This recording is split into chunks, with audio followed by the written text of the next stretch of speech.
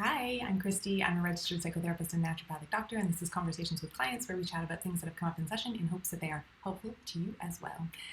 And today's video is the second part of a two-part series on self-criticism and self-compassion. If you haven't watched the first video, stop, go back, watch the first one, because the science and neurology of why self-compassion is important will blow your mind, which will make you more likely to do it, which will make it more effective. So go back, watch the other one, and then come back.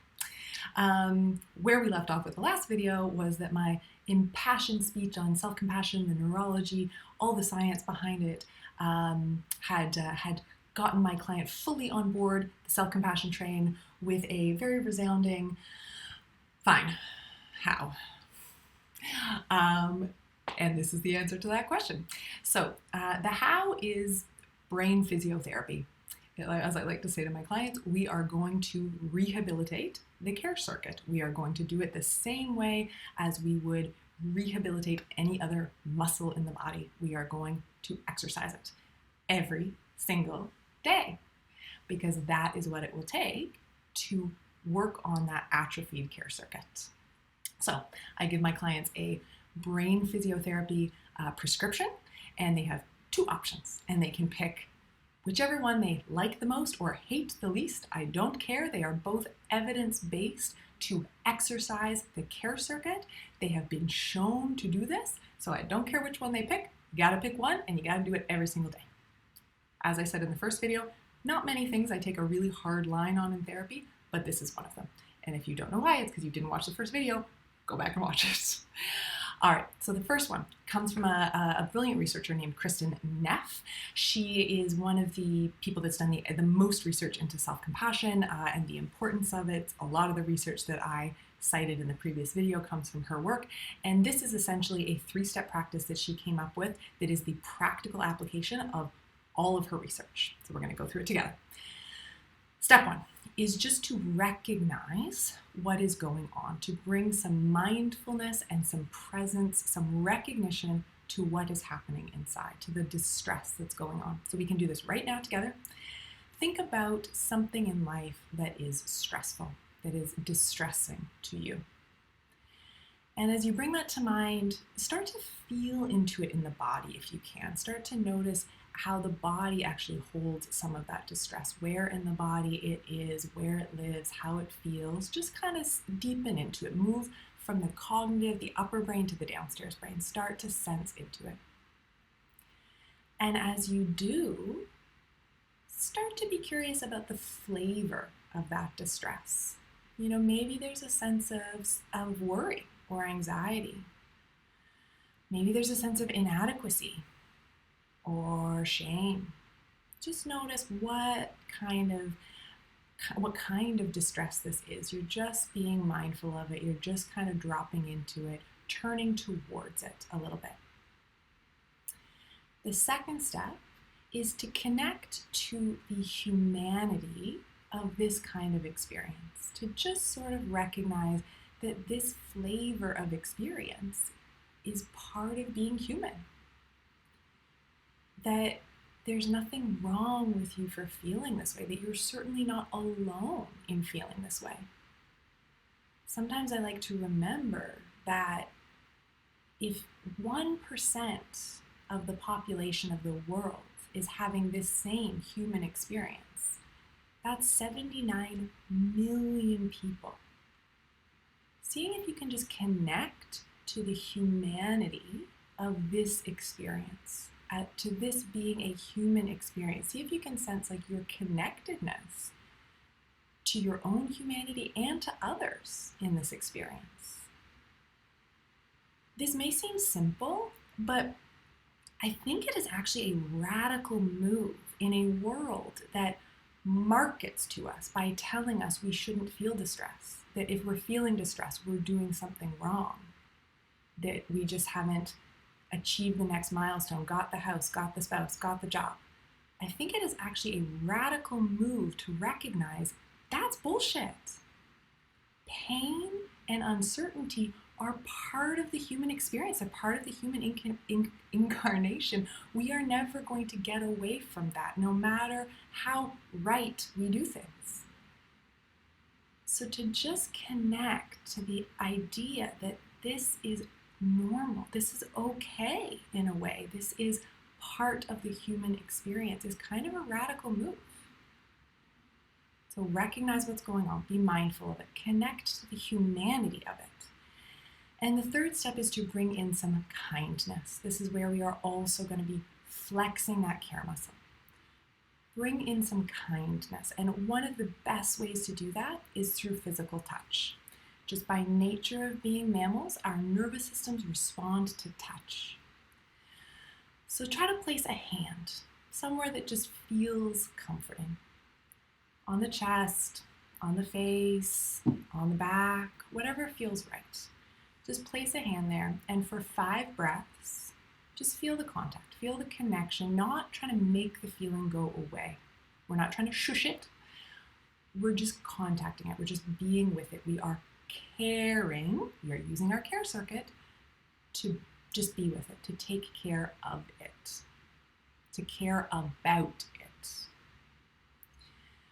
For 5 breaths, just feel the contact. And you might even kind of be curious about like if that contact could speak in words, if it could tell your nervous system something, what it might say.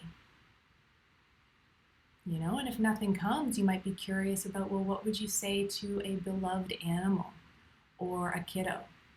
What would you say to someone you cared about? What would you want your contact, your presence to say?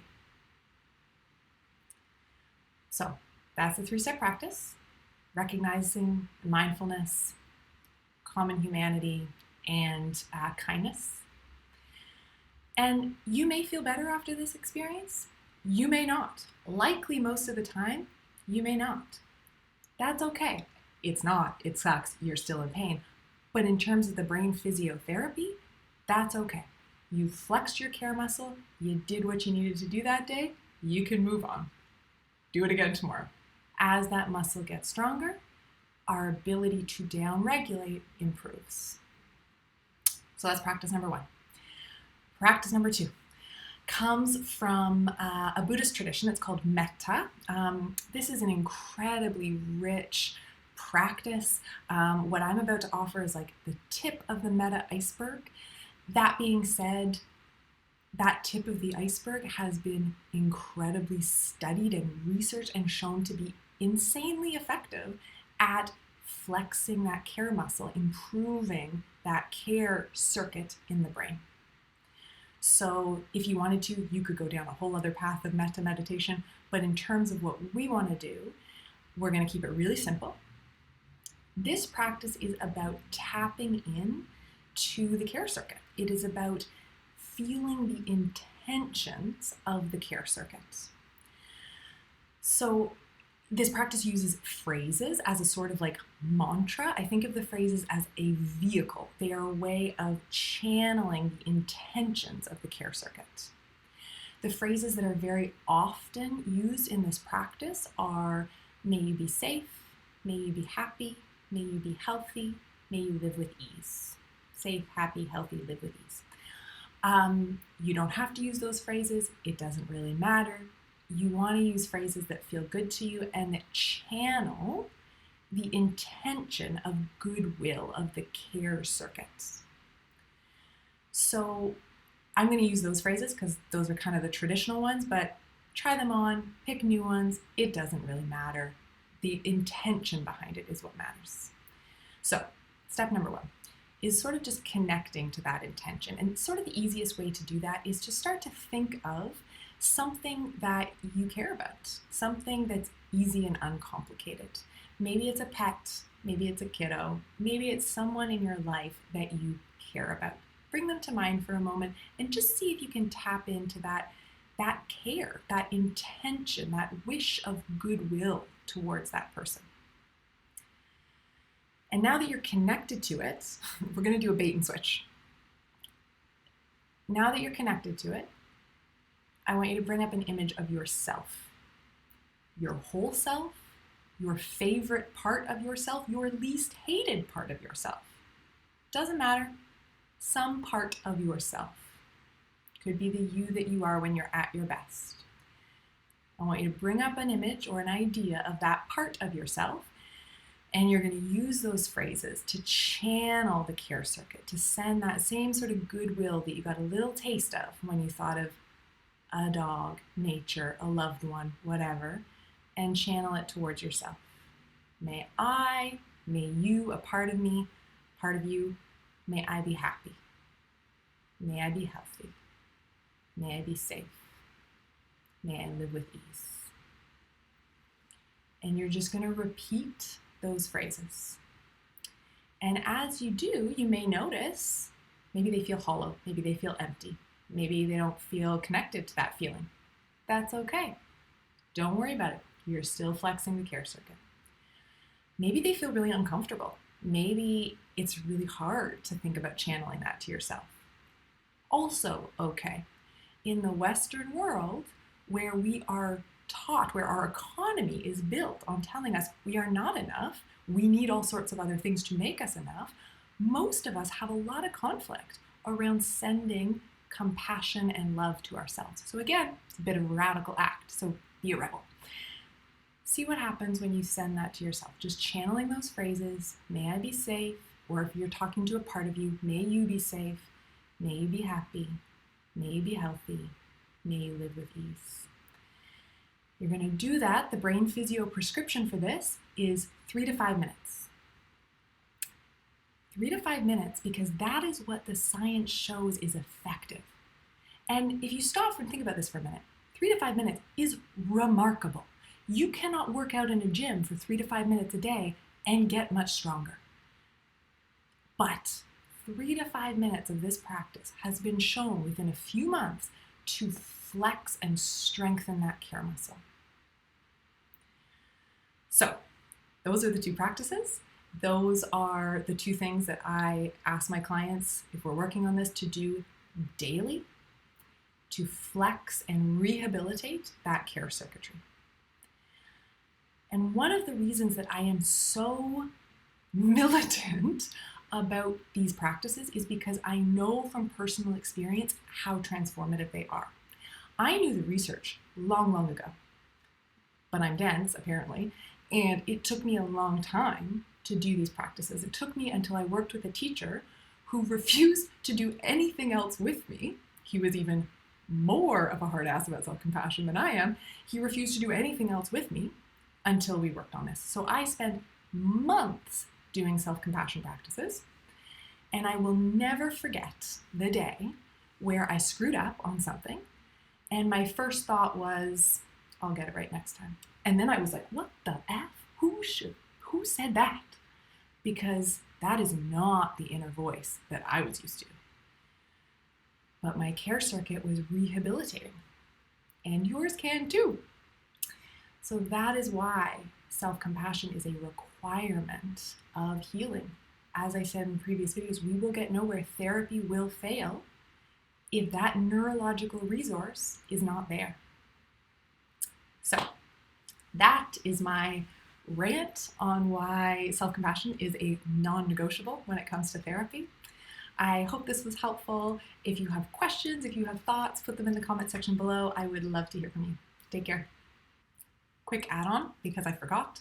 I have put in the description section below the link to Kristen Neff's website and some of her resources. The link that I've provided has audio recordings of a bunch of different practices, including the 3-step practice that we started with. She has a self-compassion break and a tender self-compassion break for those who want to take it up a notch. They're both really great. She also has some recordings on metta, meditation. They're a little bit different. They are a different sort of metta meditation. My version of it, where we are directing, not my version of it, it's a regular version, but the version I presented here is more channeled at self-compassion, about directing it towards ourselves. So you'll notice a couple of differences there, but it's still great. So check them out.